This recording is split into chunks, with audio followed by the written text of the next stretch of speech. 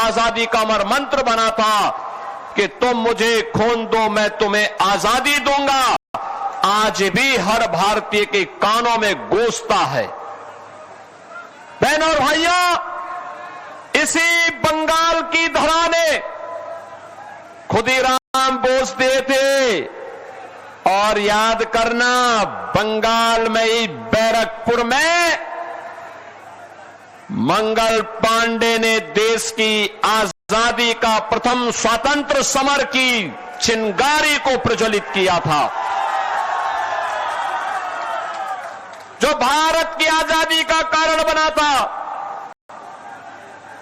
ये बंगाल की धरा है जिसने एक से एक महापुरुष थे। स्वतंत्र भारत में भी भारत को राष्ट्रगान और राष्ट्रगीत इसी धरा ने दिया है। और मुझे तो आज अत्यंत प्रसन्नता की अनुभूति हो रही है। ये क्षेत्र गुरुदेव रविंद्रनाथ ठाकुर की ठाकुर बाड़ी का क्षेत्र भी पड़ता है। साहित्य के लिए पहले किसी भारतीय को नोबेल प्राइज प्राप्त हुआ, गुरुदेव रविंद्रनाथ ठाकुर की गीतांजलि को यह प्राप्त हुआ था। पूरा भारत गौरवान्वित हुआ था।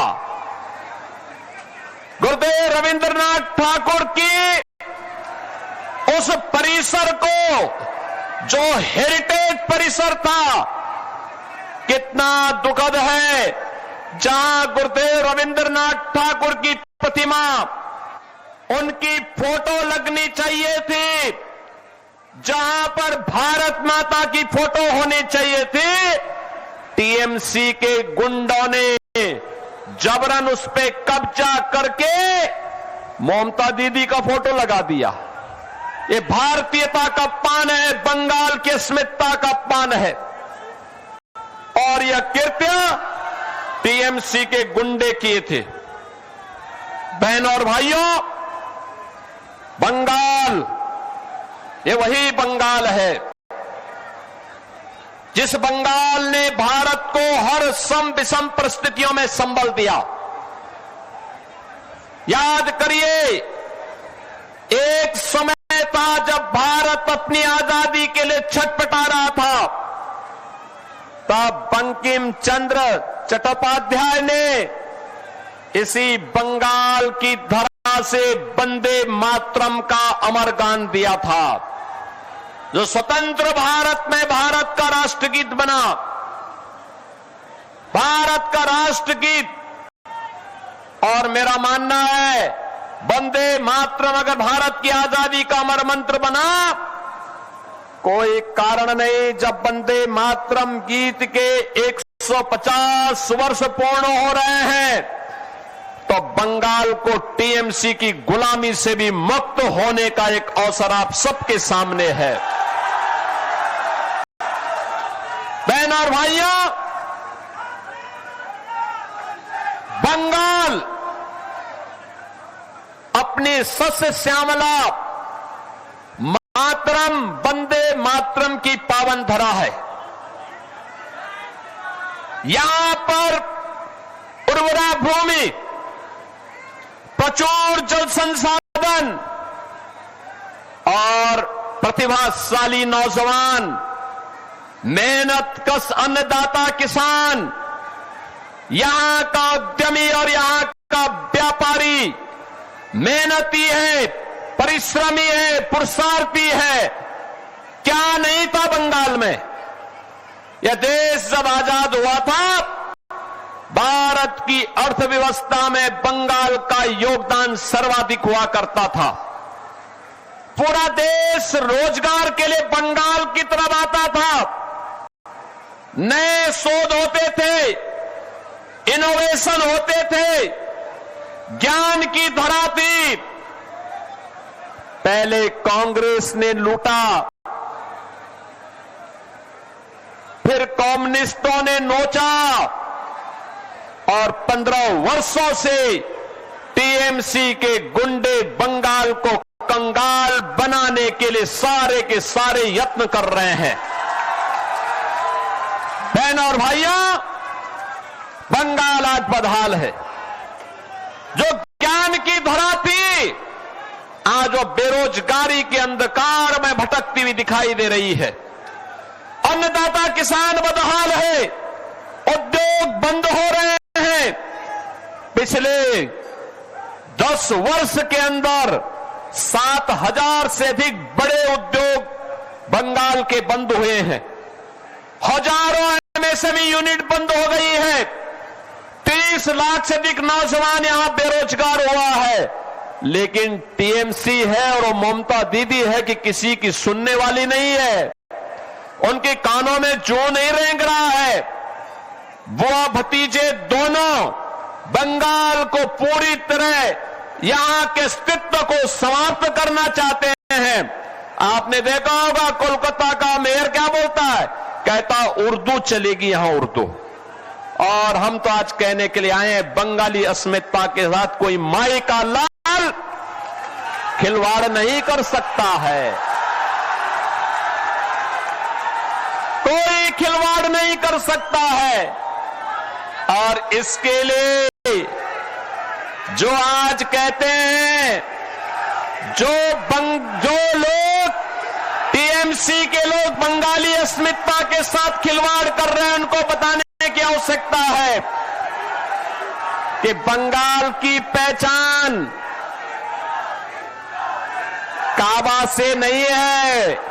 बंगाल की पहचान तो मां काली बाड़ी से है, मां काली बाड़ी से। यहां की पहचान वही उसी से है। बहन और भाइयों, आप मुझे बताइए क्या हो रहा है बंगाल में। धड़ल्ले से गौहत्या होती है। भगवान राम के नाम से चिढ़ है ममता दीदी को।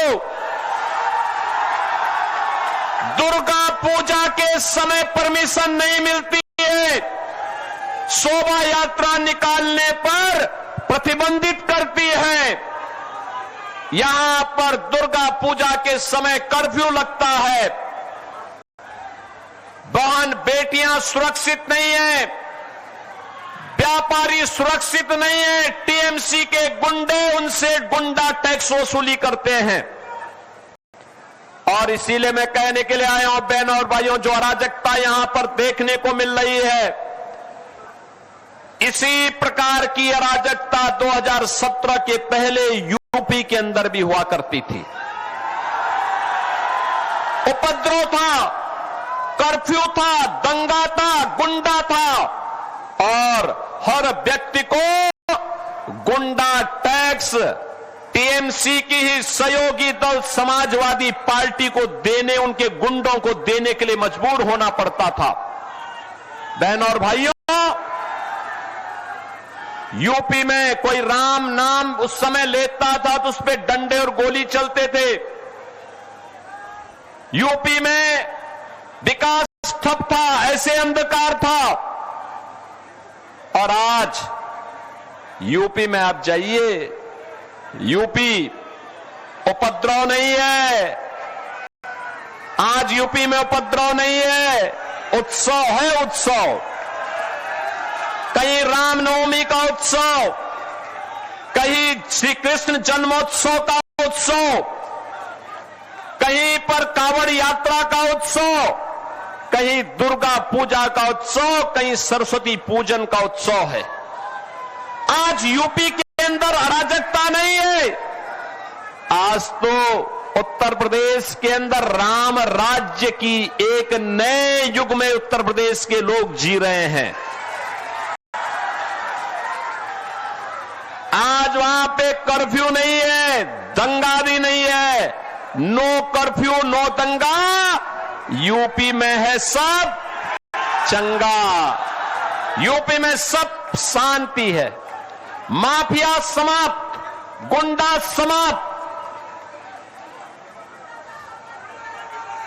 और माफिया और गुंडा वहां पर जो कहीं भी सिर उठाता है, तो यूपी का बुलडोजर उनकी हड्डी पसली को उस हाईवे बनाने में उपयोग कर देता है।